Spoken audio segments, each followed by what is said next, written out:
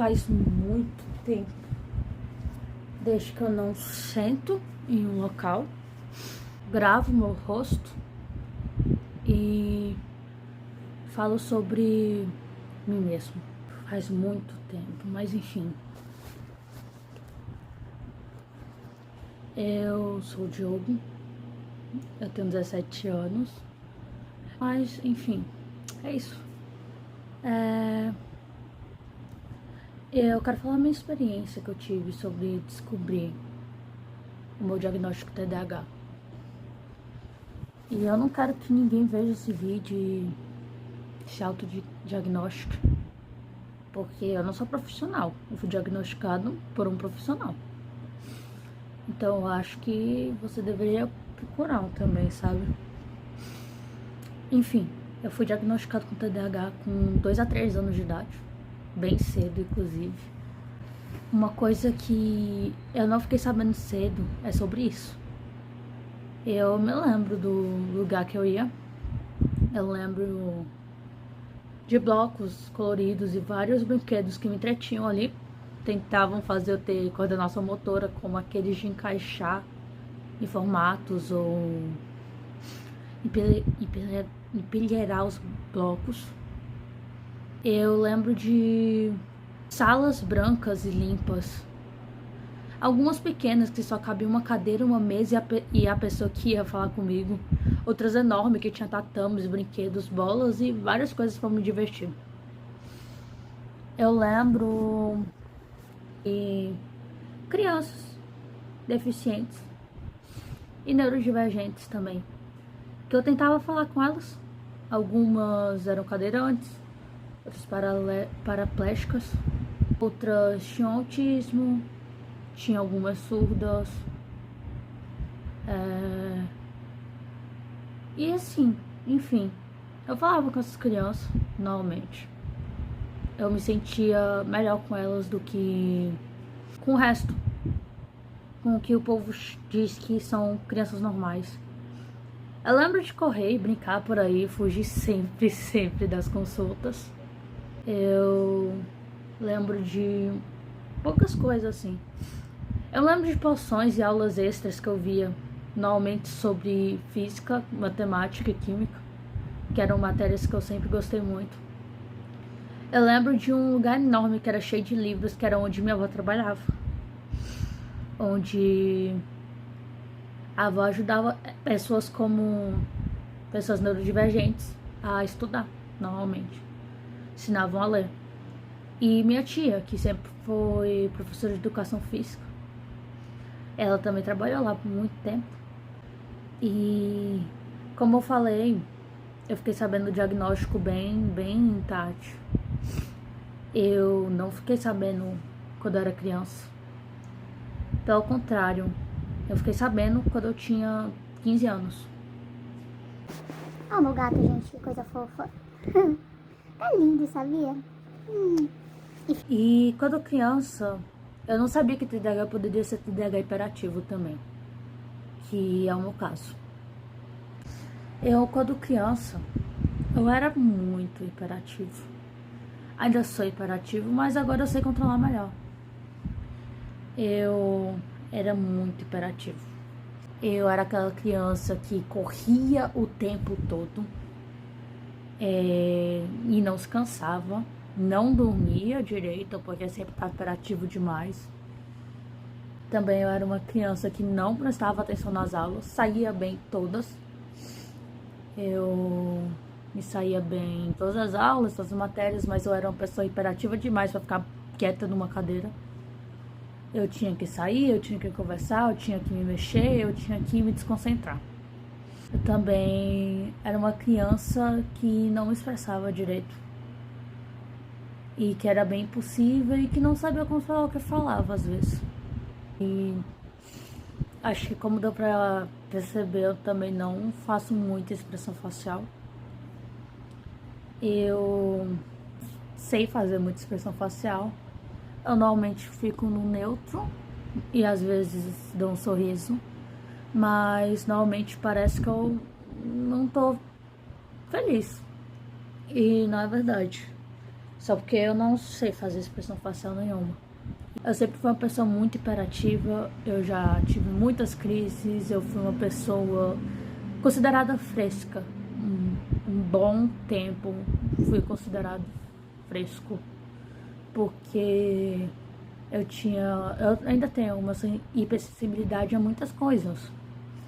Texturas, toques, cheiros, sons também, principalmente sons.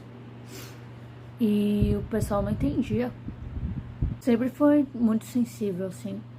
Muito sensível e acabou me fazendo ter muitos problemas. Por causa de barulhos, por causa de multidões, eu tinha muitas crises. E em 2020, quando eu tinha meus 14 anos, eu tive muitas crises na quarentena em casa. Por qualquer coisa. Qualquer coisa me fazia ter uma crise, assim. E em 2021 foi quando eu fiquei sabendo do meu diagnóstico. E ainda continuava sendo hiperativo. Ainda continuo, mas eu tô aprendendo a controlar. Eu tinha muitos comportamentos autoestimulantes.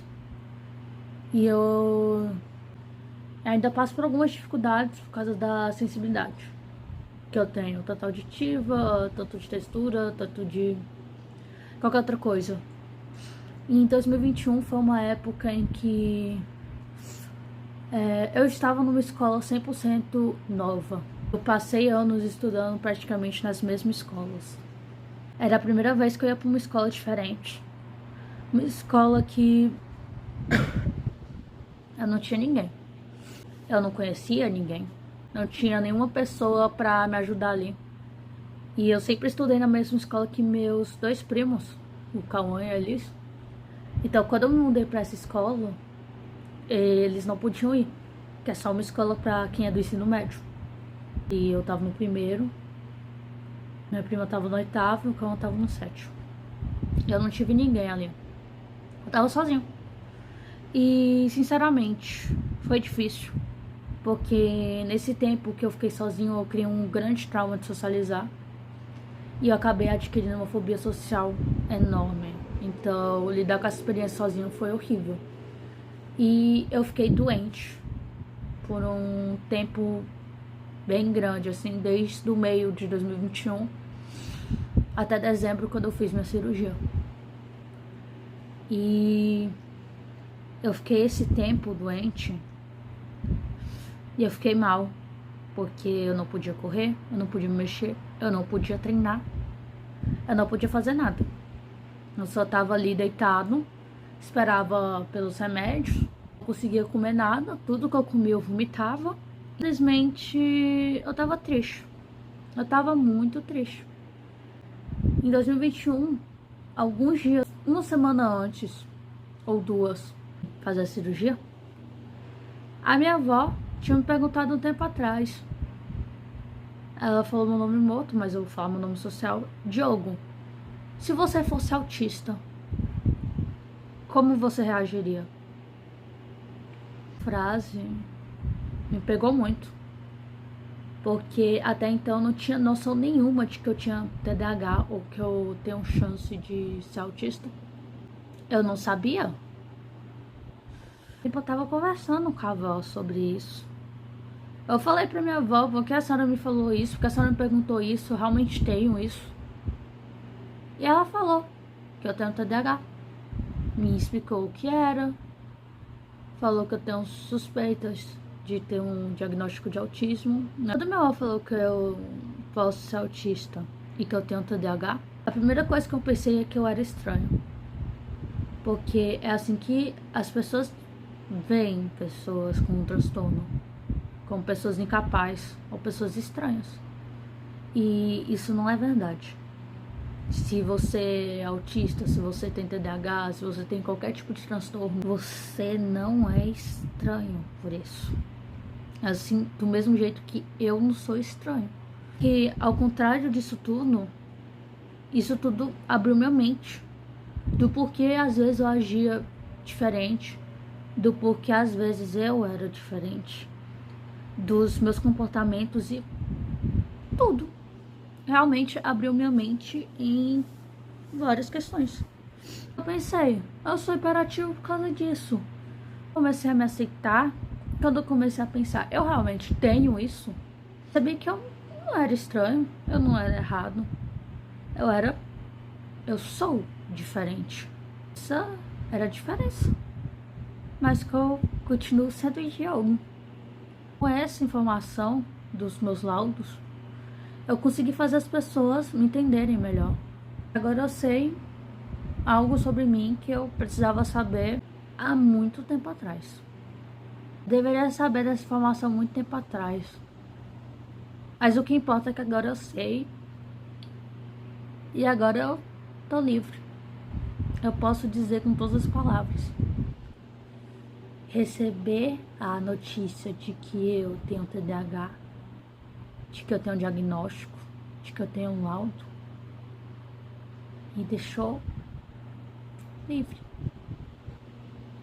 Porque finalmente eu soube porque eu era daquele jeito. Eu tô livre.